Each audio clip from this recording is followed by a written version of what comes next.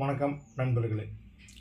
இப்போது ஒருத்தருக்கு தன் வாழ்நாளில் என்ன தேவை அப்படின்னு கேட்டிங்கன்னா, பொருளாதாரம், புகழ் இதெல்லாம் கண்டிப்பாக பேரும் புகழும் கண்டிப்பாக வேணும் அப்படிங்கிற மாதிரி எண்ணங்கள் இருக்கும். அவங்களுக்கு பார்த்துக்கிட்டிங்கன்னா, லக்னாதிபதி மற்றும் 10ஆம் அதிபதி ஒன்றாக இணைந்தால், ஏன்னா 10ஆம் இடம் கர்மஸ்தானம். அந்த கர்மஸ்தானம் லக்னாதிபதி இணையும் பொழுது தன்னுடைய வாழ்க்கை முழுவதும் கர்மஸ்தானத்திற்காக தனதுக்கு பிறருக்கு உதவக்கூடிய தன்மையின் காரணமாக வெளிப்படக்கூடிய அமைப்பு.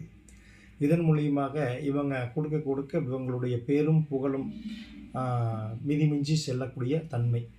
இவங்க யாரையும் எந்த பேரு புகழுக்காக அலைஞ்சி கொண்டு போய் அதை இதையும் பண்ணணும்னு அவசியம் இல்லை. இவங்க இருக்கிற இடத்துல இருந்தே தன்னுடைய பேரும் புகழும் அமைத்து கொள்ளக்கூடிய தன்மை இவங்களுக்கு கண்டிப்பாக ஏற்படும். இவர்கள் 10ஆம் இடம் கர்மஸ்தானம் அப்படிங்கிறதுனால தான தர்மம் செய்வது சிறப்பான அமைப்பை ஏற்படுத்தும். அதே மாதிரி வேலை, தொழில் இந்த மாதிரி விஷயங்கள் எல்லாம் இவங்க ஒரு தன்னிகர் அப்படிங்கிறது சொல்லலாம். ஏன்னா லக்னாதிபதி 10ஆம் இடம், தொழில் ஸ்தானம், ஜீவனஸ்தானம் அப்படிங்கிறது 10ஆம் இடம்.